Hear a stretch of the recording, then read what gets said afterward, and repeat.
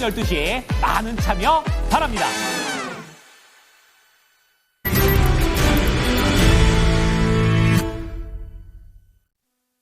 네, 무차별적인 불기등이 나왔던 오늘 시장입니다. 여러 가지 기록들이 오늘 많이 나왔거든요. 네, 김정수 운용역의 해석을 들어보겠습니다. 운용님 어서 오세요. 네, 안녕하세요. 네, 어마어마하게 지금 외국인들의 오랜만에 1조 넘어가는 거래소에서 폭풍 매수를 받습니다. 하이닉스 뭐 거의 쓸어 담았다라고 해도 과언이 아닐 것 같고요. 이렇게 되면은 지금 완벽한 강세장 진입으로 봐도 되는 걸까? 네, 궁금합니다. 어떻게 보셨어요? 지수가 곧 보여주지 않나 싶습니다. 오늘 코스피 지수하고 코스닥 지수를 좀 보면, 이제 코스닥 같은 경우에는 우리가 2월 달에서 이제 3월 달 고점을 넘어가는 자리가 아니라 5월 달, 요 자리를 넘어가는 양봉이 나온 거잖아요. 그죠? 그리고 오늘 코스피 시장 같은 경우는 코스닥보다는 2월 달하고 3월 달 자리를 넘어가면서 나온 양봉이잖아요.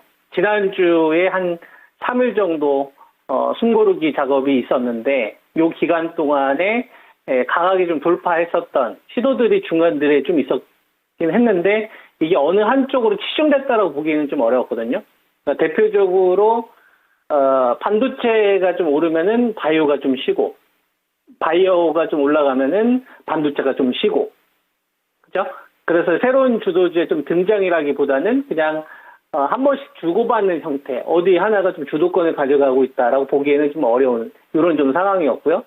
그리고 그런 구간에서 이 고점을 좀 넘어간 이 기간 동안에 기존 주도주였던 이 방산주, 그다음에 조선주, 그다음에 이제 원전주 이런 주식들도 중간에 좀 등락은 있었어요.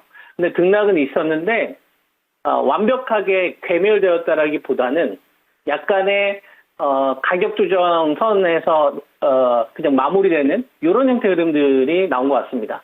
우리가 주가를 좀 보게 되면 오늘 장중에 아침에 출발했었을 때 조선주는 좀 밀리는 흐름들이 있었거든요. 그래서 HD, 현대중공업 이거를 죽일지 안 죽일지가 되게 저는 관심사였는데, 왜냐면은 이게 붕괴가 되면서 새로운 주도주들이 등장해 나오면 이건 판이 완전히 엮이는 거기 때문에 그죠? 되게 중요했단 말이에요. 그래서 현대중공업이라든지 그다음에 이제 하나오션, 그죠? 하나오션은 동참하기보다는 좀 직전 저점 수준에서 좀 버텨주고 있는 수준이잖아요. 근데 이제 요 추세가 한번 무너졌기 때문에 이걸 빨리 복귀를 해야 되는데, 이 복귀를 해야지 이 갭을 메꾸러 가게 될 텐데 그게 아니라 지금 버텨주는 거잖아요.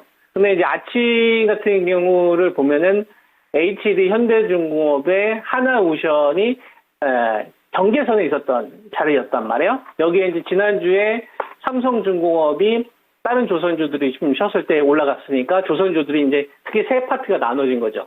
고점에서 버텨주는 유형과 그 다음에 이제 그 밑에서 상대적으로 수익률이 적었던 애들이 키높이로 올라오는 형태, 그리고 이제 중간에 있는 형태.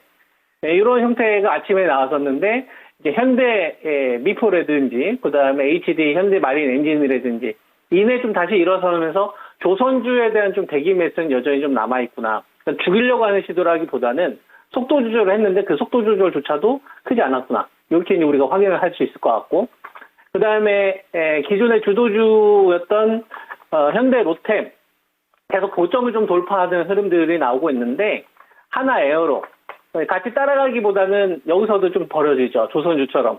한 명은 위쪽으로 먼저 고개를 들어서 각도를 세웠는데 한쪽은 좀 옆으로 있고. 그죠? 이런 애들이란 말이에요. 그러면 이거는 번지기보다는 계속 눈치를 보고 있는 거 아닙니까? 그렇다고 도망가다라고 이야기할 수는 없죠. 그러니까 분명히 경계는 계속 하고 있는 거야. 그 다음에 이제 하나 시스템 같은 경우가 오늘도 또 중요했는데, 왜냐하면 지난주에 4월 9일에서 시작했던 이 추세를 처음으로 깬 거란 말이에요. 그러니까 다른 주식이 추세를 깨는 거는, 다른 섹터들이 추세를 깨는 거는 별로 중요하지 않아요.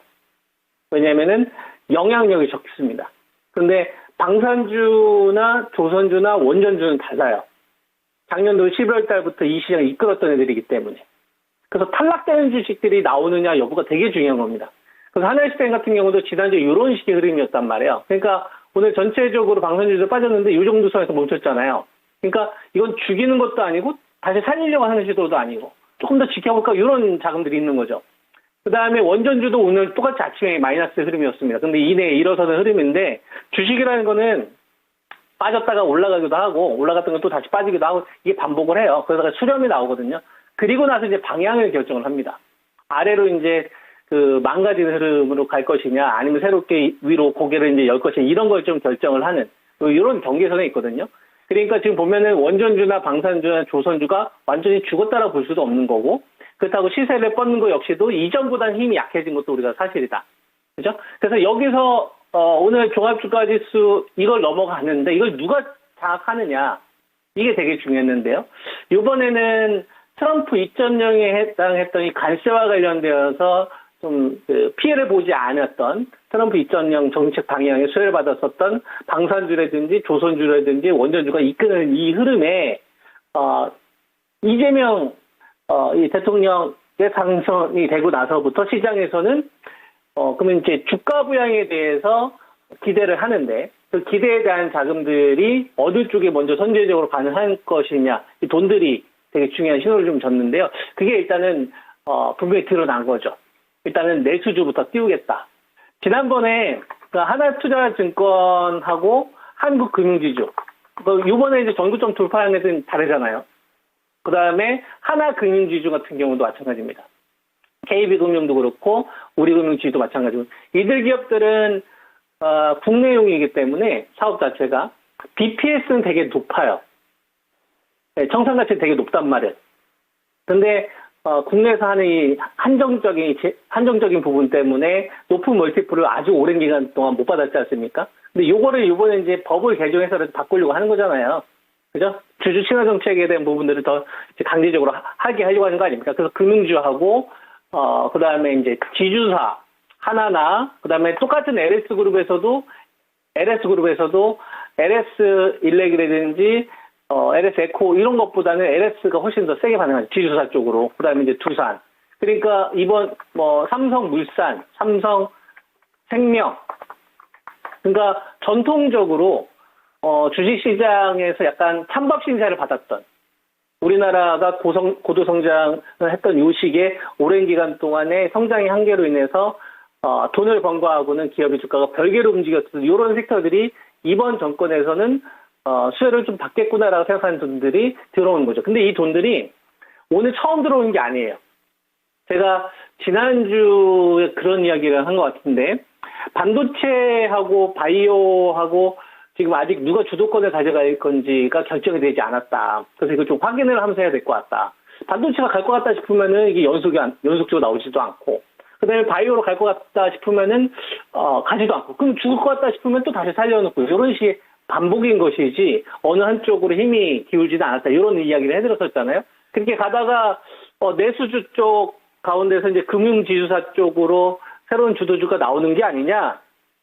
이게 이제 그동안 제가 좀 헷갈려 했었던 부분이었지 않습니까? 그래서 그 부분에 대해서 여러분들한테 전략 수정도 했었다가 또 다시 이렇게 원래대로 전략을 제시하겠다라는 말씀을 좀 드렸는데, 그러니까 그때가 맨 처음 자금이 본격적으로 좀 빅머니가 들어온 것 같고요.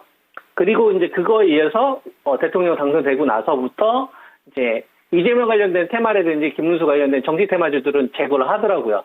그러면은 테마를 제거하고 이쪽으로 들어간다는 얘기는 숫자를 찍히는 쪽으로 돈들이 이동을 한다는 얘기 아닙니까? 그리고 나서 여기에 이 거래대금 자체도 증가한 흐름들이 나왔다. 그럼 이거는 신규 자금이 들어왔다고 봐야 되는 거죠. 우리가 이때 있잖아요. 그 5월 30일 날 이때도 거래대금이 한번 증가했었을 때가 있었어요. 이때도 거래대금이 증가했던 적이 있었는데 이때는 제가 거래대금이 증가했지만 표면적으로, 근데 실제로는 제가 매수 거래대금이 증가한 게 아니라는 말씀을 좀 드렸죠. 왜냐하면 저 때는 매수 거래대금도 있지만은 매도 거래대금도 많이 증가했었거든요. 그러니까 이 구간에서 이 거래대금은 증가한 걸로 보면 안 된다. 그냥 평이한 거다. 그죠? 그런 이야기를 좀 해드렸었는데 오늘 같은 경우는 증가한 겁니다. 오늘 같은 경우에는 베팅 자금이 들어왔다라고 봐야 되는 거고, 그래서 지금 시장의 구도가 우리가 이렇게 생각을 하면 될 것 같아요. 작년도 11월 초를 생각을 우리가 잘 한번 해보세요. 그러니까 앞으로의 이제 전략을 제가 이야기를 하는 거예요, 여러분. 11월 달 초에 트럼프 2.0 트럼프 대통령이 딱 당선되고 나서부터 그죠? 크게 5가지 섹터의 주식들이 시간차를 두고서 시세가 만들어지기 시작을 했어요. 네, 방산주, 우주항공 묶어서 그 다음에 원전주, 전력주, 건설기계, 그리고 나서 조선주. 조선주가 맨 처음에 움직이지는 않았어요. 얘네들이 전력주나 방산주가 먼저 움직인 다음에 조선주가 그 다음에 움직였거든요. 트럼프 대통령이 이제 그 부분에 대해서 언급하고 나서부터. 그러니까 여기서 크게 5가지의 섹터가 돈들이 한꺼번에 들어온 게 아니라 이렇게 순서를 가지고서 이제 들어왔다는 얘기죠. 정책의 키워드에 맞춰서. 그죠? 저거는 이제 미국에서 출발했던 이 돈의 이동 아닙니까? 근데 이번에는 국내에서 시작되는 유동성이잖아요. 근데 국내에서 시작되는 이 유동성의 환경 자체가 달러 이 강세 구간이 아니라 달러 약세 구간, 즉 워낙 강세 구간에서 외국인들이 유리한 환경에서 맞이할 수 있기 때문에 좀 임팩트 있는 돈들이 좀 들어올 수도 있는 거예요. 우리가 2022년도, 2023년도, 2024년도 계엄 사태가 터지기 전까지 이 머니들은 국내 정부 정책에 대한 신뢰를 하지 않았었기 때문에 이렇게 막 유동장세라고 펼치는 이런 자금들보다는 이렇게 막 왔다가 나가고 좀 충성심 없는 자금들 이런 형태의 자금들이 많았었거든요. 근데 이번에는 좀 다른 기조가 될 수 있을 거라 봅니다. 왜냐하면 달러 강세 요인이 발생했기 때문에 이건 구조적인 걸로 간다. 그래서 우리가 앞으로 좀 투자 전략을 했었을 때 이런 식으로 세우면 될 것 같습니다. 작년도에 조선주, 방산주, 그 다음에 이제 우주항공 있고, 그 다음에 전력주, 건설기계, 그죠? 원전주, 이런 순서대로 했었잖아요. 그럼 이번 구간은 어떻게 하는 거냐면은, 조정나면서 금융주 할 생각하는 거예요. 금융주 사신 분들은 이번에 조금 더 길게 가져가야 될 것 같고, 없으신 분들은 기다리다 보면은 가격 조정이 분명히 줄 겁니다. 6월 중순이 되든 하순이 되든. 근데 그때도 사야 돼요. 아시겠죠? 조선주 되게 길게 갔었잖아요. 그래서 금융주, 그 다음에 조선주에 해당하는 게 이제 반도체가 되겠죠. 반도체는 저는 HBM이나 유리기판 위주로 여러분이 추천하고 있고, 그 다음에 이제 바이오 대표주. 좀 테마주들 말고, 저는 이제 위탁 생산 쪽을 여러분한테 말씀을 좀 드리고 있잖아요. 이런 쪽. 그리고, 여기서 이제 전력주는 AI랑 엮이기 때문에 AI도 계속 하고, 그 다음에 이제 화장품, 그 다음에 건설기계는 계속해서 될 것 같고. 무슨 말인지 이해되죠? 그러니까 작년도에 5가지 섹터를 계속 돌리면서 왔듯이, 이번 구간은 금융주하고 반도체하고 바이오를 이렇게 계속 돌려가면서 하는 거예요. 그리고 나서 이제 화장품이라든지 그다음에 건설기계 쪽을 조금 더 가져가도 될 것 같고 이런 식으로 전략적으로 대응을 하시고 그다음에 트럼프 2.0에 해당하는 주식들은 뭐 끝까지 먹을 수 있는 분들은 본인 능력이 되면 그렇게 하시고 만약에 이쪽 가격 조정이 저는 고점에서 한 30% 나면 그때 좀 관심을 갖자고 말씀을 좀 드리겠고요. 지금은 현재 시점에서 좀 새로운 트렌드가 만들어진 거에 일단 우리가 화력을 좀 집중해 가는 식으로 대응 한번 해보자라는 말씀을 좀 드리겠습니다. 트렌드 파악에 집중하면서 수익 만들어내겠습니다. 오늘 말씀 고맙습니다. 예, 좋은 투자하세요.